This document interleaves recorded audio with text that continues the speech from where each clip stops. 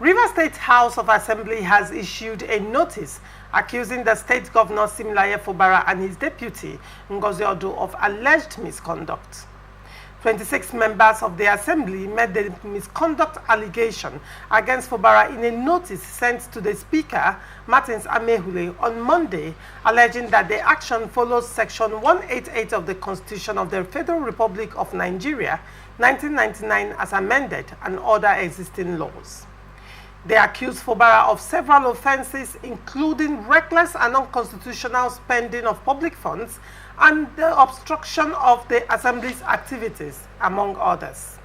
Other allegations filed by the Assembly against the Rivers State Governor, Siminalayi Fubara, was the refusal to present the Rivers State Appropriation Bill 2024 to the Rivers State House of Assembly, contrary to Section 121, subsection 1 and 2 of the Constitution, and that he disobeyed the order of the Federal High Court, which declared that no appropriation bill of Rivers State has been presented, neither has any of such bill been passed into law, as the purported presentation, passage and signing into law of the Appropriation Bill 2024 of Rivers State is void ab initio, and ordered him to present the Appropriation Bill 2024 to the House. The lawmakers also alleged that Siminalayi Fubara approved withdrawals from the Consolidated Revenue Fund of Rivers State in 2024 financial year of Rivers State without an appropriation law duly passed by the Rivers State House of Assembly, contrary to Section 120 of the Constitution, and violated Section 122 of the Constitution by authorizing expenditures from the Consolidated Fund of Rivers State, even after the Rivers State House of Assembly declared a shutdown on Rivers State government expenditure in a resolution passed at the 4th legislative day of the second session of the 10th Assembly State House of Assembly, which held on Monday, the 15th day of July 2024, thereby relegating the constitutional resolution passed by the House to the background. It decried the hindering and obstructing the Rivers State House of Assembly, which is another arm of government protected by the Constitution of the Federal Republic of Nigeria, 1999, as amended, from performing her constitutional duties.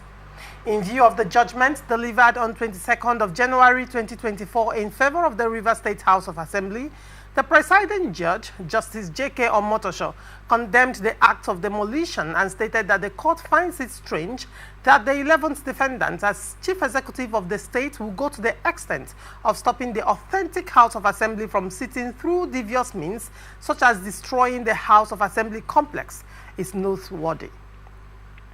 The Assembly further alleged that the governor has shown that he is not prepared to govern Rivers State in line with the Constitution of the Federal Republic of Nigeria, 1999, as amended, and his oath of office, as well as other issues bordering on appointments. Chizi, what do you make of this story? Yes, I think the thing is getting more interesting. It's getting more interesting because for me, I've always proposed that the executive should be made accountable. I'm talking about office holders, whether it's executive or legislators. Okay. That people should be made to do the right thing other than being sentimental or emotional about something. When they have allowed, 26 members of the House of Assembly has written a petition to the Speaker, for them to now, and of course they would have forwarded it to the governor. I know that either by any alternative means or whatever they would have, for the governor to come and explain. See, this is not witch hunting. This is doing the right thing at the right time. The governor should be able to explain why all of those things. See, it is not about Siminalayi Fubara. It is not about any individual. It is about the Rivers State. It's about the institution. It's about the Constitution. It is about the person that will come back tomorrow to do the same thing, and people begin to think that having done that is becoming law.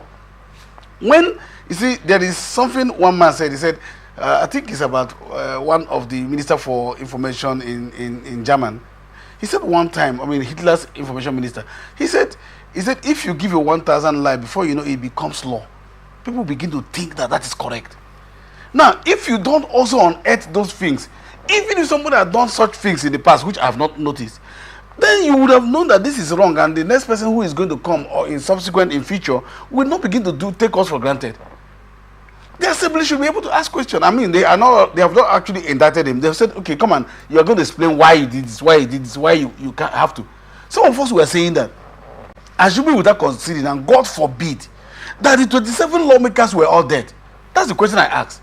Assuming without considering, God forbid that they were all dead, should the governor send his appropriation bill to 3-man forum? And of course, the court have vindicated us by calling them the forum that we have always, maybe for want of a legal name, we will say they are not assembly. They cannot be called assembly. That's one thing I know. So can he do that? I said, in that right, because there is a minimum to which an assembly will be formed, and that is one third of the assembly. And so those people didn't reach 1/3. So what you would have done ordinarily, it is okay, assuming that you also said, since he was a person there are different quorums for different legislative activities. There are legislative activities that demands 1/3 and some legislative activities that demands 2/3. Actually, no. This is not about quorum. The appropriation bill in this instance? No, what I am saying is the constitution of assembly, not even quorum. Okay. An assembly itself is different from the quorum. Okay, you see, when I'm talking about assembly, I'm saying that, assuming, that is why I said so, that assuming, God forbid, that they were all dead, not even resigned, that they were all dead. Okay, let's use a minor word, that they all resigned. That the 27 members resigned plus 1 that died. Now what will be left is 4 members and another one resigned, whether correctly or not, and then we have 3. I am saying that he cannot use them as assembly.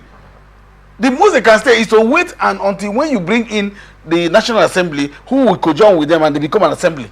Because by that time they can't. So you can't even submit anything to them. That's what I'm saying. Because I wanted clarification on the 1/3. No, the 1/3 I said is, for instance, now if there's an election that if they hold election now in 2027, or the one that, if they hold election and you don't have 1/3 of the constituents there, they will not inaugurate them as assembly until they do that. So you know all of that. That should that has happened, assuming that you think they are not. And then secondly, I don't know who is advising him, that even in the declaration of the office, of the seat of a legislative vacant, it is not the document of the governor, it is the speaker that declares that seat vacant. All of that has not been done. You now so declared, and then you begin to run. And now if you look at, okay, you're going to present an appropriation bill for 2024 to who? For what? An appropriation bill you have used. So it become academia. So the only thing you can do is to explain to us what you did and why you did such things. And I said again, if you look at the approval, there's something called the approving limit of an executive. Even the governor does have, there are money, even well appropriated, that the governor cannot approve without the executive council. Now the executive council also had to be complete. What's the executive council? They had to be complete. And now from the liturgy of the people who resigned, it means that you do not have such executive council to even approve such things. So the governor has been governing without an executive governing without an executive council, governing without the law, governing without anything. So they need to ask certain questions. This is not about people saying no, don't do that and all of that. I'm laughing. Allow the governor to explain. Let him explain to us. Let him be accountable and responsible to the people. And those are those people are the people, representative of the people. They should come and explain to us. We know that just after the Supreme Court judgment, some of us, even when Omotosha gave and a court of appeal also followed up, the assembly also followed him up to say, please present this budget. Now, this is where the controversy is coming up, and I want to ask you clear questions on that. Now, the governor is saying that he has written for the second time, he wrote to the assembly the second time to present the appropriation bill. Okay. Now, assembly, on the other hand, had adjourned Siminalayi. Now, you also recall that the governor visited the assembly. He said when he was addressing the press that he actually came to, meet with the assembly and present the budget.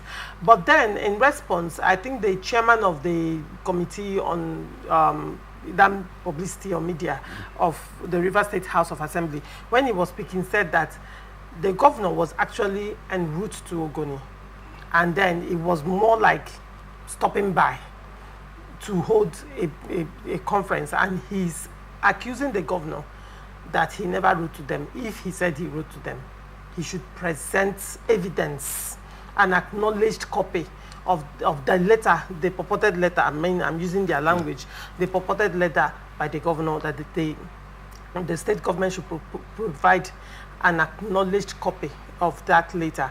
And on the other hand, he also, but then when he was still speaking, he still went further to say that some assembly members said they received a message via WhatsApp with regards to a visit to the governor. Now, and he was saying that that is not the right process to take by the governor. Then the question would be, because other concerns from different quarters, and some quarters are some concerns from some quarters are, if the House of Assembly is saying that they really do not want Rivers State civil servants, they don't want Rivers State to suffer the after effects of this crisis, that they should overlook the processes, whether he wrote through the right quarters, he didn't write through the quarters, and just let the thing slide. What do you have to say to that? Now, let me tell you why people talk about even the appropriation bill is not just an event that happens, that there's a process. Okay. People should note that. Now, what becomes an appropriation bill is not that document you just present that day. It's the fact that they have also prepared their mind into looking at those documents. It's not just that. And now, you know that the relationship is not the way it was before. Upon the judgment of the Supreme Court, this same assembly, I'm not speaking for the assembly, wrote the governor, invited the governor, giving governor 48 hours. And then some people will say, why would he give you 48 hours? And I ask a question. This was the same budget you submitted to one assembly, which means that it was no longer about compiling the document. You already had a document. So, one would say 48 hours, is it realistic in line, considering that the Supreme Court judgment also necessitated that there will be another local government election, a fresh election, and of course they have to draft a budget for that. Don't you? No. There's something they call appropriation bill. Hold on. Hold on. You recall that the one in the first instance, one of the concerns in 2023, I think, towards the ending of the tenure of the outgoing local government chairman, one of the concerns was that RISEC said that they don't have budget for elections. Now that Supreme Court has another election, giving the governor 48 hours, even though there is an existing document, there has to be some changes to accommodate some of these things that are going to happen. Don't you agree? 48 hours, is it realistic, considering what is on ground? Now let me take it in three phases. Go ahead. Number one is that there was a budget, quote unquote, that you say is submitted to an assembly. Whether that assembly was void or not, but you submitted a budget. Number two is that the law provides for supplementary budget. That is to accommodate the exigency. And that's why the assembly is there, for a supplementary budget. And number three is that you also have a right to respond to them. Asking for extension. Asking for extension. That's the thing. That the fact that they wrote, you can't sit down and wait until when it's expired and then you come to tell them, how is that possible? You will write them and say, look, my brother, in the view of this and that and that and that and that, can you now give me? And that will be within that expiration time. That's the thing people don't understand. You can't just allow it, assuming without considering that they didn't even write it and you heard it on the social media. And it's on the news that they gave you this. You will come out and say, immediately, write them and say, please, this and this and this and this, can we extend it?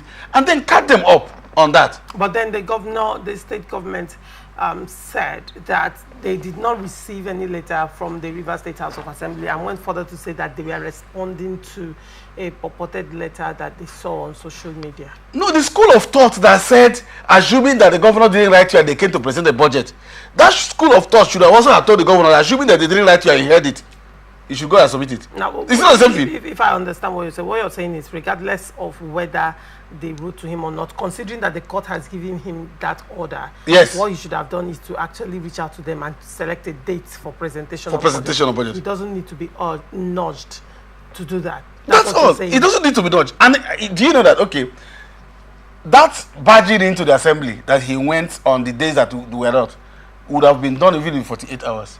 Now somebody will say, whether he was coming to present the budget or not, and then come there, Mr. Speaker, how are you? Congratulations. We've done this thing, but right now the document is not complete. I can do the same way you did. The same way he visited that. The same way he visited. He would have also have visited within that 48 hours, because it become law. That's what people don't. Now, if you look after that judgment, if there was anybody, even though some of us have been saying it before now, there is anybody to spearhead the peace in Rivers State should be the governor. So after that judgment, the governor should do every and anything to make sure there is peace. Now, this is not even about peace. This is about justice. Like some of us said, nobody is interested whether there's going to be peace between him and the assembly. Of course, there should be. Why not? Why shouldn't there be peace? But what we are interested is that whether we see them today eating and doing something, that some of us will move that they should explain to us what happened in 2024. Because you know what that means? Legally speaking, Rivers State didn't exist in 2024. We must understand this. We must look at the implication. It means that Rivers State didn't exist in 2024 because our children were registered. We have a scholarship that will register the WAEC for our students. That means that we took illegal money to register our students. We knew that people wrote exams, internal exams. That means that those things didn't exist. It means Rivers State didn't exist too. People don't understand that. It didn't just exist. Any certificate that comes can be questioned. Because how did you get it? What did you do? How did you pay the salaries? What did you do? So that's why he has to answer those questions. So the assembly can bring back those things and then put legitimacy on it.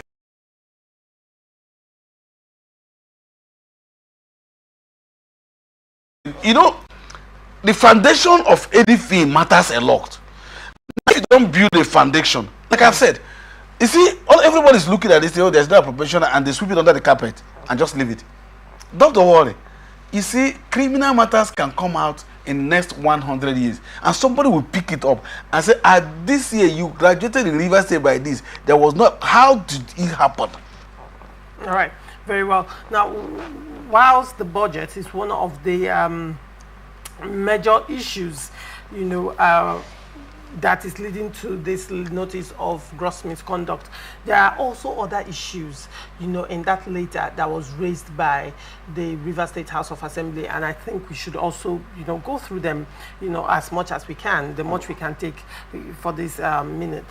Now, another thing I want to look at is the accusation, that the governor barred head of service, commissioners and all that from answering to inquiries, from the Rivers State House of Assembly. Are you aware of this particular development? Because yes, the Rivers State House of Assembly has alleged that over and over again, that heads of commissions, PAMSECs and all of that have been barred. The governor barred them from granting access to Rivers State House of Assembly, responding to their inquiries and all of that. Let me say, number one, I am not the spokesperson for the assembly, neither am I a member of the assembly. But we can begin to look at a near truth to what they are saying by the character of RISEC and those persons that call themselves commissioners that were not commissioners. If you look at these two sets alone, that is enough to tell you that there was an instruction for them not to go. That RISEC was invited by an assembly after RISEC had had the judgment of the assembly. Because that judgment, that's why when the governor was saying, no, they needed to study the judgment, and I asked, didn't you have an attorney there who represented you? Everybody was there, so nobody would tell you whether the judgment was given and how the judgment was given. They knew. All of them knew how the judgment was given and know what you should do immediately. And so that is not here or there. That is neither here or there. But from what the assembly is saying, that he bowed them. Now I want to bring up two institutions, a very strong institution at that.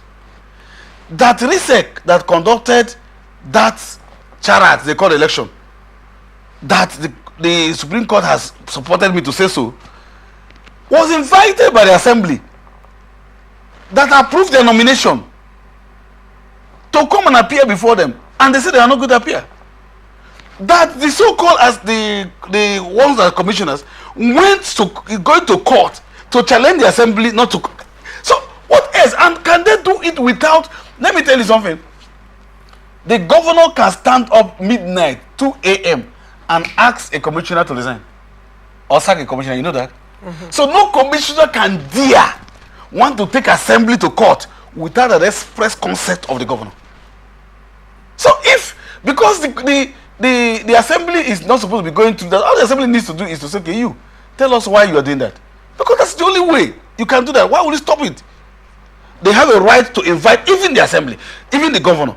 The people that do have right to invite the governor cannot invite somebody who is not, don't say commissioner now, somebody who governor called commissioner to appear. Who is not known to the law. Who is not known to the law to appear before the assembly.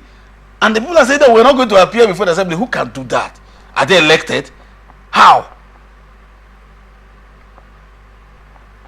So it's very obvious that the governor has given them instruction not to go.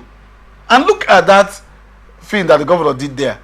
For me, that's a little bit not wise.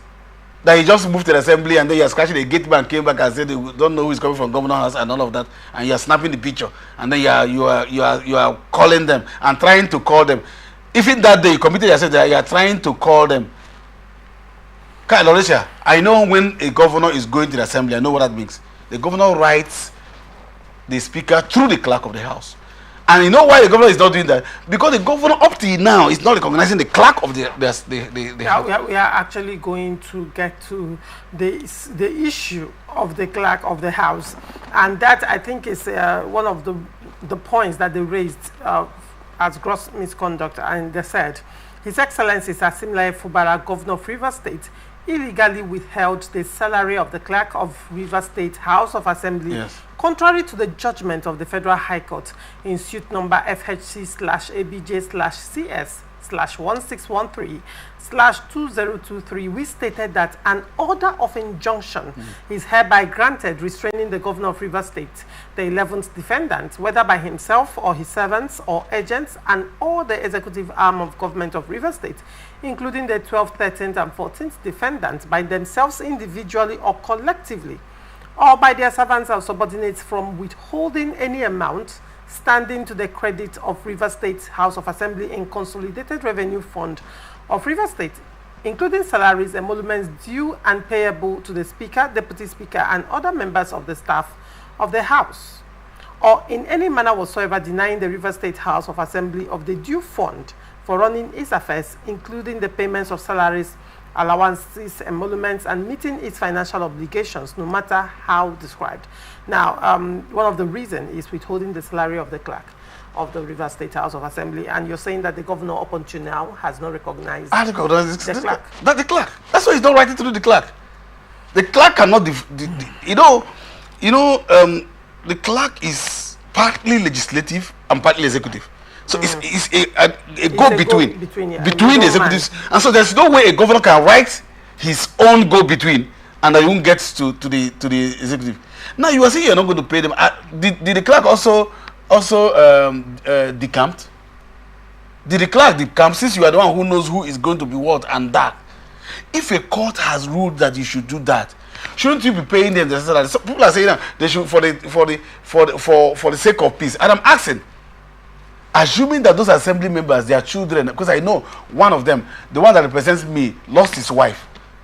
So he will be in a very precarious situation with his children, without salary, without allowance, not because anybody, but because somebody just seized it. Just stayed like this and seized the salary of an arm of the government that is supposed to be a little bit independent from him. It's like seizing the salary of judiciary. This is not even your own people. You are seizing the salary of an arm of government, frustrating an arm of government not to function. And people don't understand that money for the arm of the government, you are seizing it. And so you started doing things and then had their own clerk, had their own speaker, and then these people should go and die. These are people who were elected with you. Today, you are asking them to turn around and not do the right thing. I am saying that, please, that is why you see, I like their letter. Each time they are addressing him from Abidishu, they keep saying the governor of Rivers State, and that's who he is. And nobody can take that from him, but he should act like governor. All right.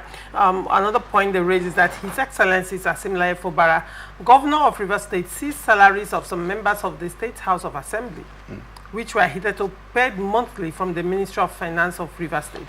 The month of April 2024 was the last time monthly salaries were paid to Right Honorable Martin Chike Amehule, Right Honorable Dumle Maul, Honorable Major Jack, Honorable Franklin Uchenna-Nwoboche, and other members of the Rivers State House of Assembly. I mean the 27 lawmakers in this instance.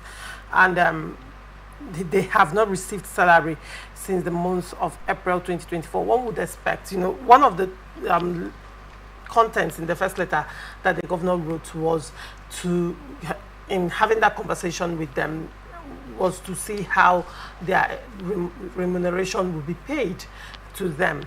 One would say, because this is the concern that I have, should a meeting be called to pay that which is entitled to them by the law? Because now a lot of things are tied to this, a lot of arguments, and this is, tensions are high. You cannot sweep that under the carpet. But I am looking at this from the point of rationality, without a void of sentiment.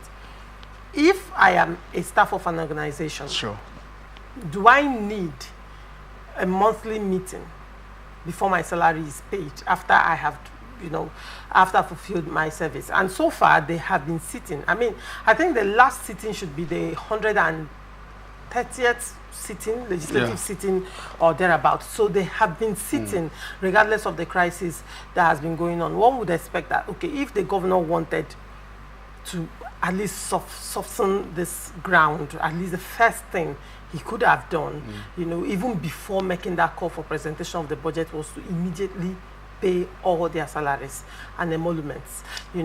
At least when they receive that, to a large extent, they'll be like, okay, probably we can have a headway into this. But then calling for a meeting to discuss payment of salaries, and now this has been included in, as gross misconduct. Had it been the governor was able to do this one part, probably the governor there would be serious sentiments on the side of the governor.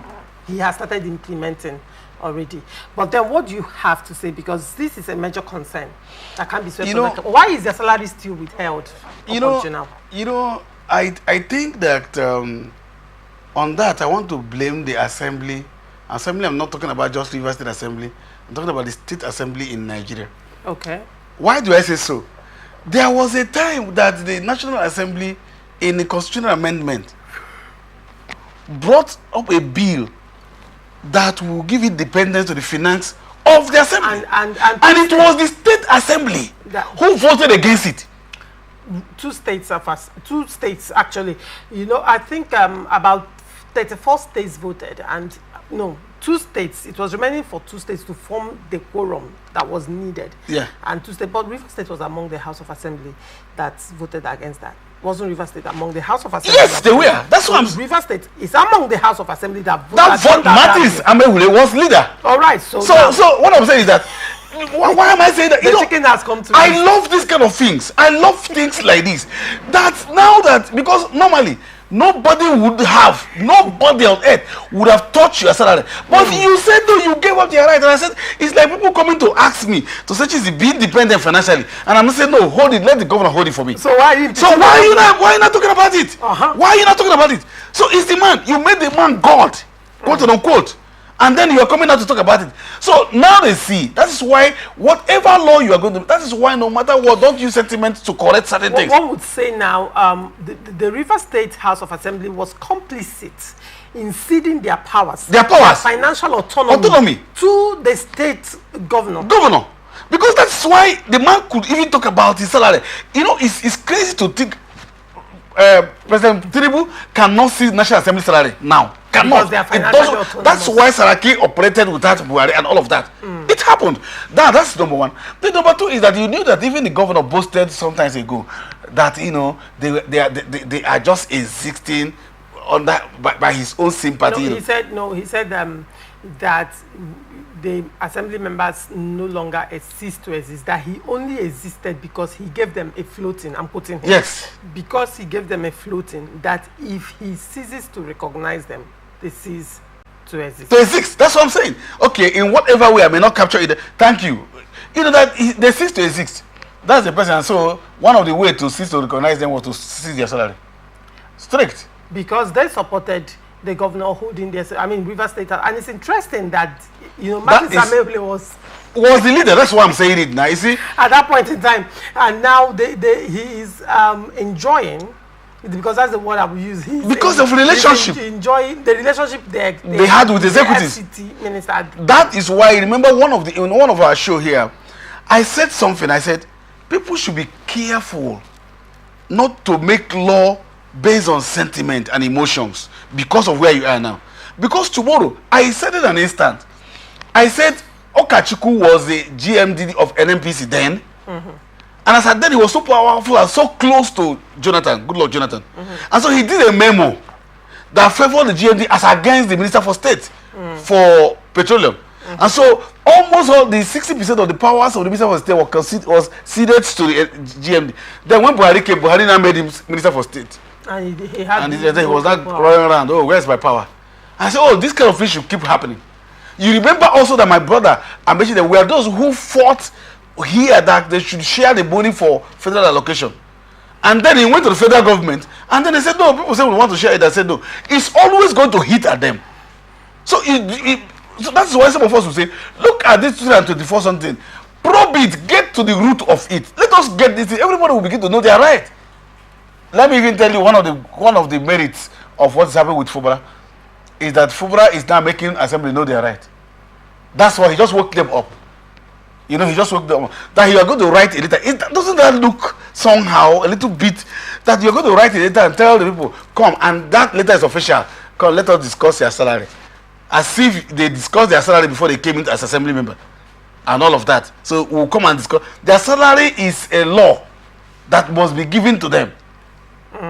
Now, another point they raised was the illegal swearing in of members of the Rivers State Bureau on Public Procurement on 2024 without screening and confirmation by the Rivers State House of Assembly, and also that of appointment of commissioners, and also the illegal swearing in and confirmation of appointments into the Rivers State Executive Council on 21st May 2024, and that of the illegal appointments and the fact that the governor refused to rescind his actions even after several letters were sent to him. Okay.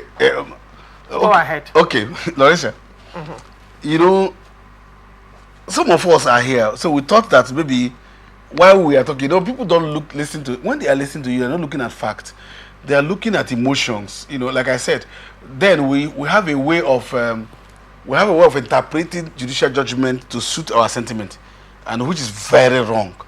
You know, is to let your followers know that this is what is happening, then we don't know how to bring it up. And again, secondly, you have a way of making me unemployable, you know, when I come to your place, because I will not hide the facts. And when you don't hide the fact, in this place, they don't like some people who says it the way it is. But let me give the governor this free, even though it's gone. Why would you say he's gone? He's not impeached. No, even though that is gone, because it's already late. Right. I'm not saying that he's gone. Okay. He will go. There's nothing like whether he will be impeached or not. He will go. Now, all of this misconduct is not true. It's not a fact.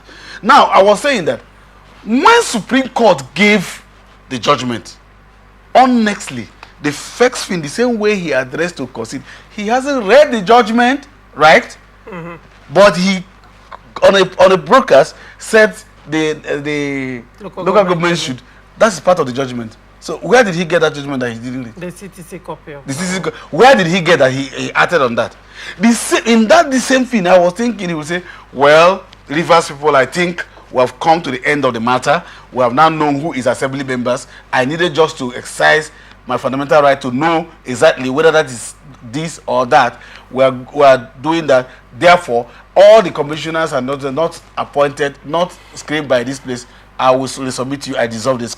The same thing he would have done. Today, he would have pushed it to the assembly.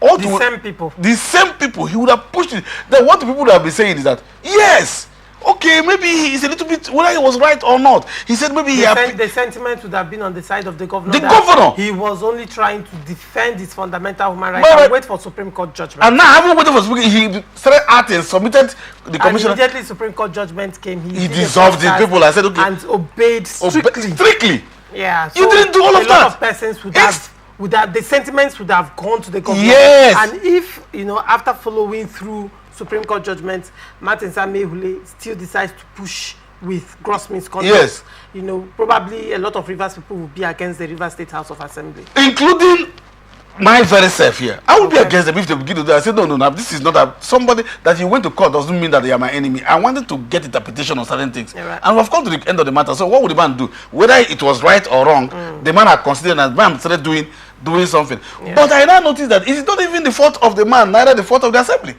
There are people who are around the man who does not want him to be governor. Yes! Danagogo, all of them were around. They don't want Danagogo wanted to be governor.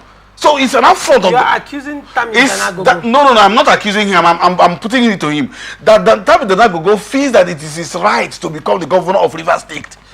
It's not even Fubara, and then he is there with Fubara as this thing because Tami Danagogo is a brilliant lawyer.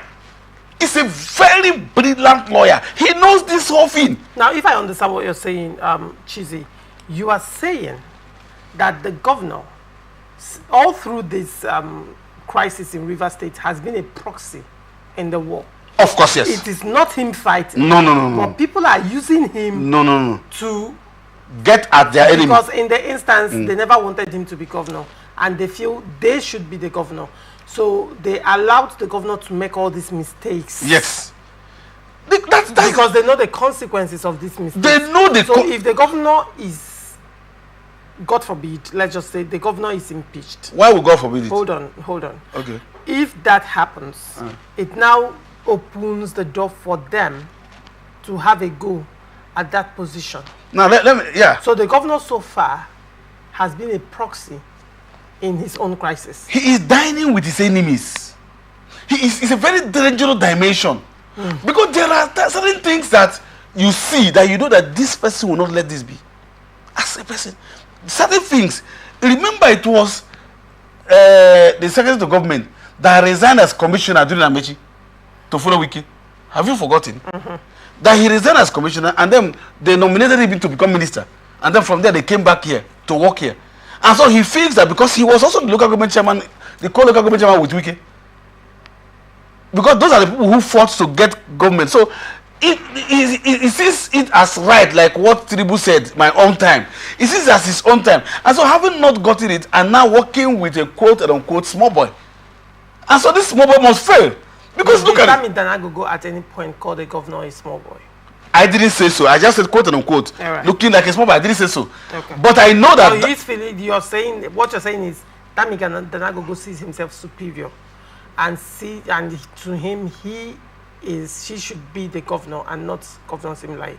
Is that what you're saying? Yes, man. Okay. Danagogo was commissioner, was local government chairman, was secretary to government, even at the peak of Sim's career, being a Carter General, he's under the secretary to government of the state now. So what is that? So he looked at him, and now they are there because there are certain mistakes. As a person, there are certain mistakes. Even I am here, there are certain mistakes we shouldn't make. Even while we're here. So if you see me making that mistakes and you're supporting me, it looks to me that you're suspicious. All right. There are mistakes that I should make. Now